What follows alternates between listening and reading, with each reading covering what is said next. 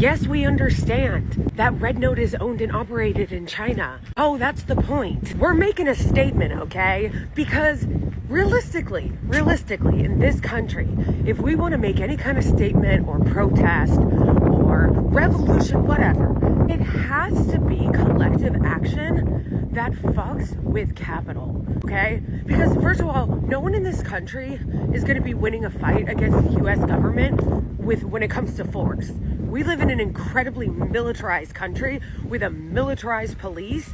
They're not, ain't nobody, when people are like, that's what we have the Second Amendment. No, bro. You're never going to compete with the government's force.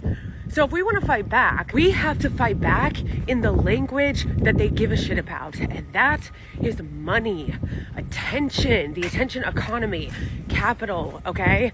So by us all going to that app, we are hurting them financially, and we are also making a statement. Because you know what? You're not gonna fucking convince any of us or try to gaslight us into being like, oh, but we're concerned about your data. No, you're not. Shut the fuck up. Shut the fuck up. If you were so concerned about our data, bitch, I just got distracted because there was a beautiful Christmas tree in someone's window. That's how you do that. I like that. I fuck with that. People keep their trees up until February. Anyway, where was I? Oh yeah, the reason why we know they don't give a fuck about protecting our data is because how come you didn't pass the bill that was introduced in 2021? In 2021, they introduced a bill called like the American Data Protection Act or something like that. And you know where it went? Nowhere, because it was simply a messaging bill. And for those of you who don't know what a messaging bill is, that's what most of our bills are. See, our government doesn't give a fuck about helping any of their citizens. All they do is pass tax cuts for the rich, tax cuts for corporations, and endless amounts of money to the military-industrial complex and genocidal foreign governments like the Israeli regime. But none of that's gonna go to you. So when they do pass a bill, the House or something like they did with this bill, they do so to virtue signal to their base of voters, hey, we're fighting for you. But they're not fighting for you, and they know when they pass it that it is going nowhere. Both parties do it. And Americans are aware that our data has been being harvested and sold by companies like Meta and Amazon and all the other fucking people who spy on us and make money off of our data. And they have never protected our privacy. So you want us to believe that this TikTok ban is about protecting our privacy when you hoes won't even pass a bill that was introduced 4 years ago that would protect our data. Quite literally no one believes that because it's bullshit. But we all know that despite the fact that everything is crumbling in this fucking dump, that all they do is pass bills that are going to benefit the wealthiest people, the wealthiest corporations, and the foreign governments that they actually work for. So yeah, that's why we're mad. And that's why we downloaded Red Note. No one's buying the bullshit from our government and from our elite oligarchy and the broligarchy because we see what's happening. Like, they passed a bill a couple of years ago, chock full of money to disseminate anti-China propaganda. Because they're always trying to scare the shit out of the American people. Because, you know, we never moved on from communist Red Scare bullshit. But it's not really working that much on the younger generations. So they just passed this bill to include all this money to, you know, re-up the fight. And it's really funny, too, because they're always like, oh, the reason why the American people are criticizing America is because of propaganda from foreign governments and blah, blah, blah. No, bitch. No, bitch. Americans' experience, our lived experience is making us feel this way. This has nothing to do with foreign governments telling us shit. Like, we live here. We know what it's like to fucking live here. And they're mad because they see that all the shit that they love to say about China are all things that are happening here at the same rate or worse than there. Because you know what? They have healthcare. We don't. They have housing, and they have way more people in their country, okay? We have like around 330 million, something like that. They've got over a fucking billion people in China, and they manage to house all their people okay? When I was in DC for one of my in-laws' weddings, I remember thinking what a perfect encapsulation it was of the state of our country when I was walking near K Street, which is the street in DC that is known for lobbying. And it was beautiful, and it had all these gorgeous buildings, and the streets were clean. And then on the next fucking block, there was the tent city. The next fucking block. I hear people arguing about the unhoused constantly. Oh, should we do this? What about this encampment? How about there shouldn't be homeless people? How about that? Everyone should have a house. The fact that we even have unhoused people in a country this rich is ridiculous. And a lot of them are veterans because, you know, the troops. We love the troops. No, they don't. They don't give a fuck about you. That's why they profit off of going over and using you for cannon fodder to some country that they wouldn't even be able to find on a fucking map.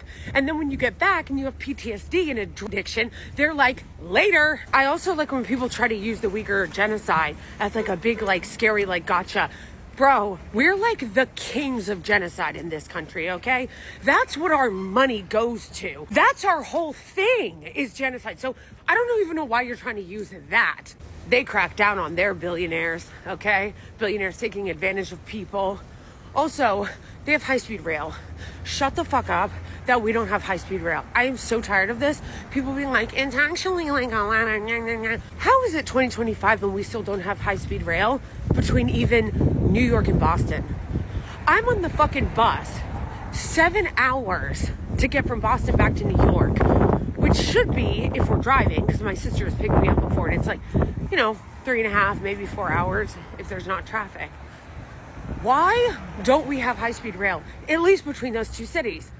Corruption, because our government doesn't do anything for us. They take our taxes and they give it to rich people and corporations, and then they turn around and go, yeah, you know, we got to cut even more of your services because small government, you know?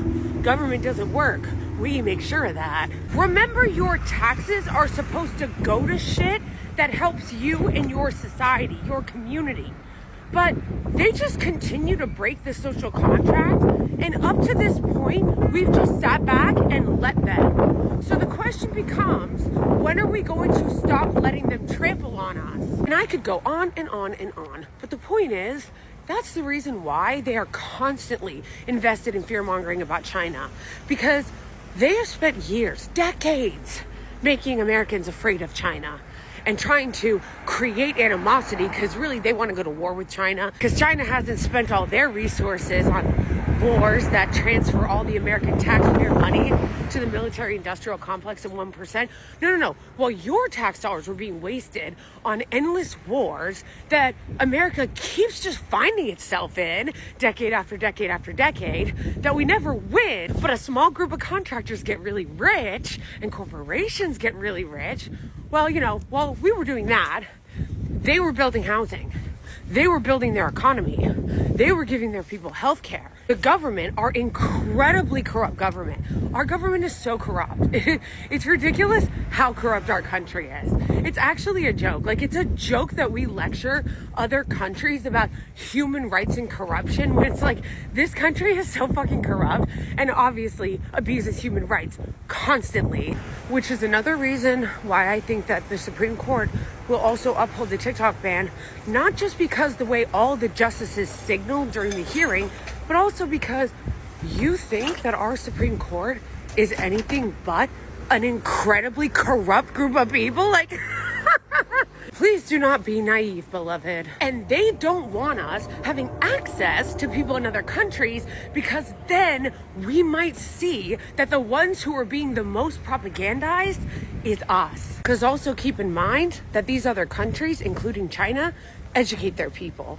Unlike ours, our country wants stupid, obedient workers. Just like with China, the same thing happened with Gaza. Most Americans didn't know what the fuck Gaza was, couldn't find it on a map, and all they knew was that Israel was great and a victim. They're our greatest ally. They're just trying to exist.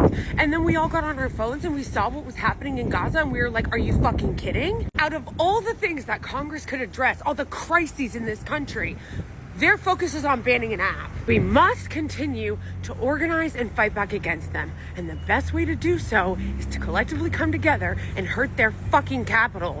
And yes, it was kind of inevitable that all of this stuff was going to happen in our country under capitalism, that it would eventually bankrupt everyone and fuck everyone, because the whole point of capitalism is to maximize profit for shareholders and the capital owning class through exploiting other people. So you can only do that to the poors and to marginalized people for so long before you start to run out and you need to find more people. I think that's what people mean when they say capitalism will eventually come for all of you, because it's always done that to disabled people. When you look back at the history of legislation against them and the lack of resources for disabled people, you look back at really good programs like the New Deal and how they specifically excluded Black Americans. And you look at all these different ways that people have been squeezed and squeezed and squeezed and fucked over. And then now you see it happening to middle classes, if we have middle class, and upper middle class, and even like, I don't want to say wealthy, but like more well-off white people.